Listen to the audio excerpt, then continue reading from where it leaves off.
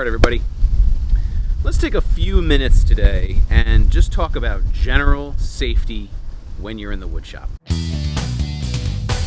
I have a handful of basic rules that really apply anytime you're going to be doing any work with tools or in the wood shop. These are good even when you're on your own, not even when you're just in school.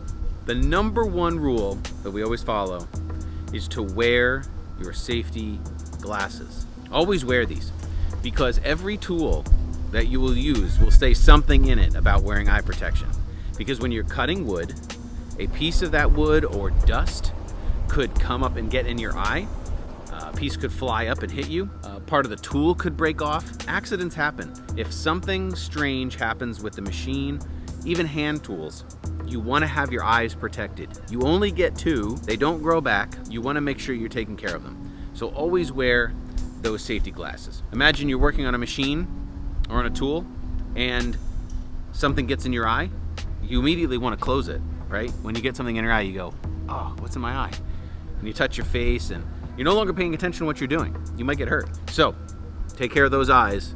Wear your eye protection. Number two, keep your fingers away from the cutting edges.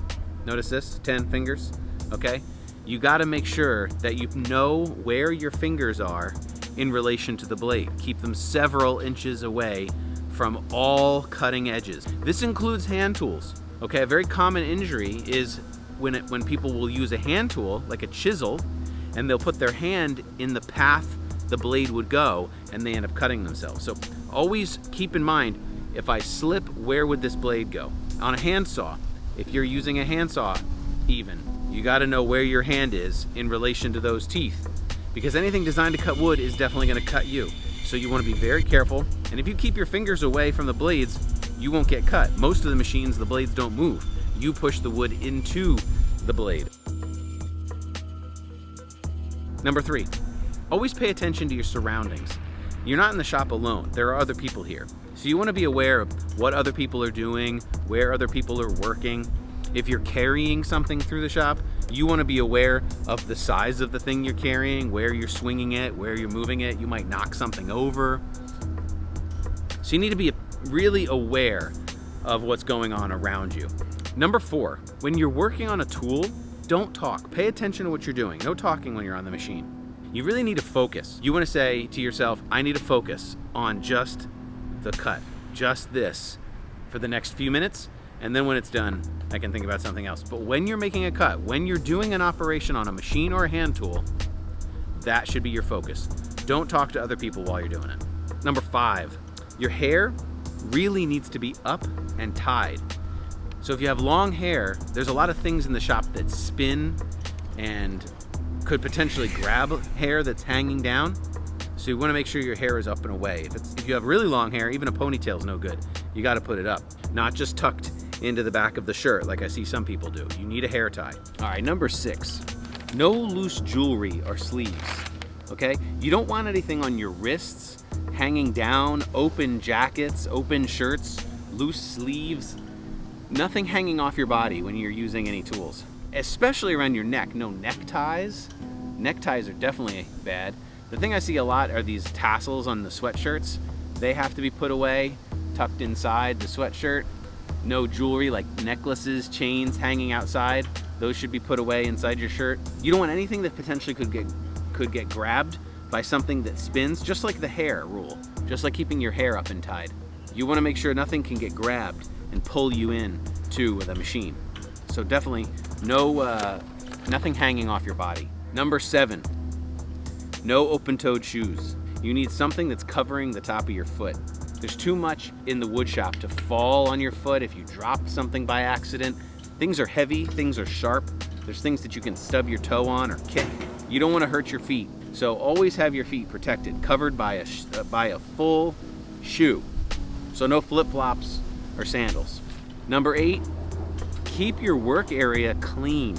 This is really critical because if you have tools all over the place, all over the workbench, it's gonna be hard to find things. If you're trying to work on something, you might damage your project. Also, when you approach a machine, if you're gonna use a tool, you wanna make sure that that tool is clean when you go to use it. So after you're done using it, sweep it up with a broom, make sure it's nice and clean, for the next person. It goes without saying, make sure the machine is off and not move. The blade isn't moving, there's no risk of injury before you clean up. But there shouldn't be scrap wood all over the tools, there shouldn't be dust all over the tools.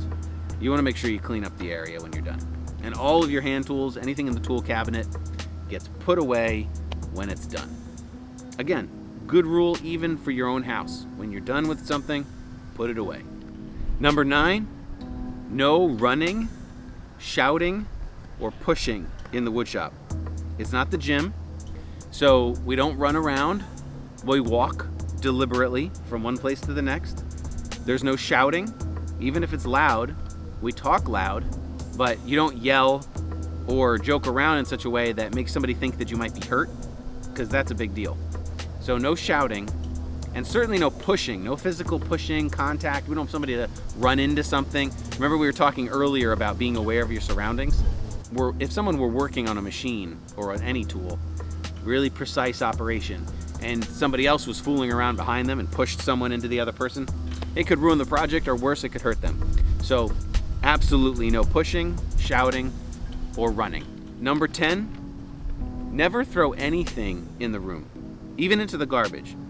If somebody wants a pencil, hand them the pencil. Don't throw them the pencil. Even a pencil can be dangerous. You don't want to slide something across the table. You don't want to have anybody accidentally have a blade out where they could get cut.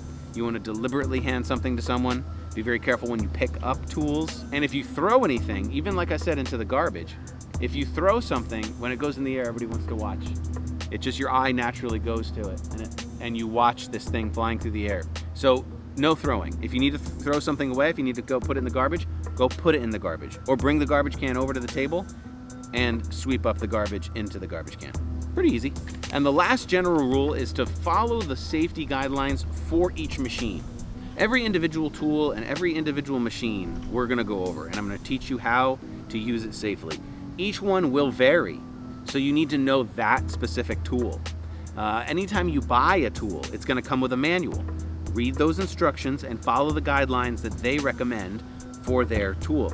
You need to know these things, because if you misuse these tools, you could easily get hurt. But if you use them safely, you can use these tools for the rest of your life. You could build amazing projects. All right, so there you go. There's your general reminders for safety.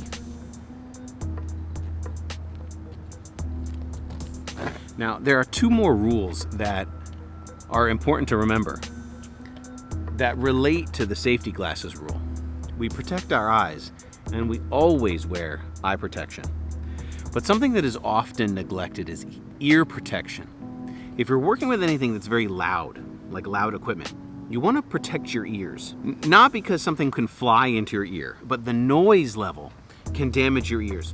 So if you're using something very loud, you want to protect your ears and wear those when the machine is running. Also, if there's something that creates a lot of dust, you want to protect your lungs and wear a mask, a dust mask or something that's going to keep that dust from getting into your lungs. And especially in the wood shop, use the dust collector. If there is a dust collection system, use it. We have one. When we're in the shop, we use one. But if you're ever working on your own and there's something that creates a lot of dust, you're sanding or otherwise, put on a dust mask to prevent that stuff from getting into your lungs. That's also important. So that's it, the basic safety rules that you can use on any woodworking project, anywhere that you might be working.